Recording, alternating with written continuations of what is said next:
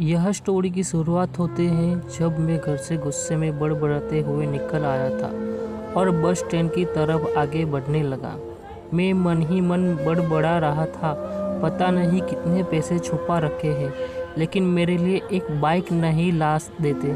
अब मैं यहाँ से चला जाऊँगा और तब तक वापस नहीं आऊँगा जब तक मैं खुद के पैसों से बाइक नहीं खरीद लेता। इतना सोच ही रहा था, तभी मेरे पैर में मुझे कुछ चुभने का एहसास हुआ। नीचे देखा तो समझ आया कि जल्दबाजी में पापा के शूज जूते पहन आया हूँ। उन जूतों में कील उभरी हुई थी जो मेरे पैर में बार बार घाव किए जा रहे थे, लेकिन उस समय गुस्सा अधिक था तो मैं बड़बड़ाते हुए आगे बढ़ गया। एकाएक मुझे याद आया कि मैं पापा का पर्स भी साथ लाया हूँ। मेरे खुराफाती दिमाग में एक ख्याल आया, क्यों ना आज पापा का पर्स चेक किया जाए, जिसे आज तक उन्होंने किसी को हाथ तक नहीं लगाने दिया। पता नहीं कौन सा खजाना छुपा है इस पर्स में जो किसी को हाथ नहीं लगाने देते थे। जब मैंने पापा का वह पुराना पर्स खोल के देखा तो उसमें पैसों तो नहीं मिले, लेकिन पैसों की जगह पर एक डायरी रखी हुई थी। तब मैंने सोचा, ओह, तो यहाँ खजाना छुपा रखा है। मैं समझ रहा था कि यहाँ पे पापा ने लिखा होगा कि किससे कितने पैसे लेने हैं और किसको कितने पैसे दिए हैं, लेकिन मैं गलत था। जब मैंने उस छोटी सी डायरी का पहला पेज खोलकर देखा तो वहाँ पर जो लिखा था वह थोड़ा सीरियस कर देने वाला था। डायरी में जो लिखा था उसे पढ़ने के बाद मेरे चेहरे पर जो इम्प्रेशन थे वो गायब हो चुके थे, क्योंकि डायरी में वैसा कुछ नहीं था जैसा मैंने सोचा था। वहाँ पर उन पैसों का हिसाब लिखा हुआ था जो अलग अलग कामों के लिए अलग अलग लोगों से उधार लिए गए थे। उस लिस्ट में कंप्यूटर के नाम पर भी पैसे लिए गए थे। कुछ यूँ लिखा था, 50,000 बेटे के कंप्यूटर के लिए। यह वही कंप्यूटर था जिसे मैं आज तक यूज कर रहा हूँ, लेकिन मुझे यह पता नहीं था उस कंप्यूटर को खरीदने के लिए पैसे कहाँ से आए थे। लेकिन आज पता चल रहा है। मुझे आज भी याद है जब मैंने पहली बार कैमरे के लिए जिद की थी, जो मेरे पापा ने मुझे 2 हफ्ते बाद मेरे बर्थडे पर लाकर दिया था, जिसे देखकर मैं बहुत ही खुश हुआ था। और मुझे खुश देखकर मुझसे कहीं ज़्यादा अगर कोई खुश था तो वो थे पापा। अब मेरे चेहरे पे से गुस्सा एकदम गायब हो चुका था। जब मैंने आगे का पन्ना पलटा तो वहाँ कुछ विशेष लिखी हुई थी। पहली जो विश थी उसमें जो लिखा था, अच्छे जूते पहनना। यह बात मेरे कुछ समझ नहीं आई। तभी मेरा पाँव अचानक सड़क पर भरे पानी पर जा पड़ा और तभी मेरा पाँव में कुछ गीलीपन होने का एहसास हुआ। जब मैंने जूता उतारकर देखा, उसका तला टूटा हुआ था। यह देखकर मुझे डायरी में लिखी बात याद आ गई।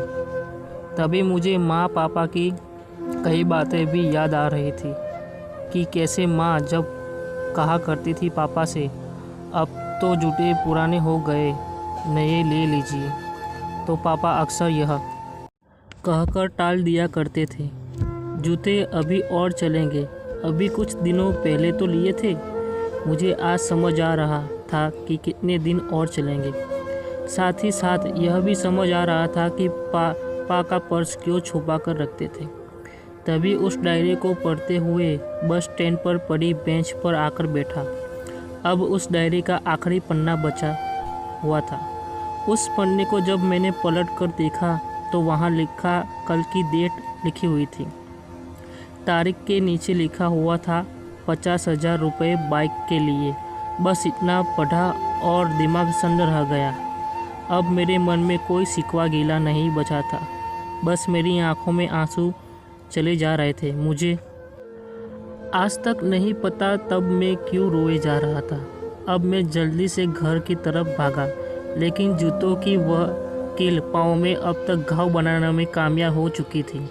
मैंने जूतों को रास्ते में ही निकाल कर फेंक दिया और भागते लड़खड़ाते हुए घर जा पहुंचा, लेकिन पापा घर पर नहीं थे। मैं समझ गया वह कहाँ थे। मैं सीधा पास वाली बाइक एजेंसी की तरफ भागा। पता नहीं आज कहाँ से इतनी ताकत आई गई थी कि मैं भागते हुए थक नहीं रहा था, और वह भी बिना जूतों के नंगे पैर। जैसे तैसे बाइक एजेंसी पर पहुंचा। पापा वहीं थे। मैंने पापा को दौड़कर गले लगा लिया और मेरी आंखों में आंसू रुकने का नाम ही नहीं ले रहे थे। पापा को समझ नहीं पा रहे थे आखिर हो क्या रहा है, मैं क्यों रो रहा हूँ। मैंने पापा से कहा, पापा मुझे मोटरसाइकिल नहीं चाहिए, आप अपने लिए जूते ले लीजिए।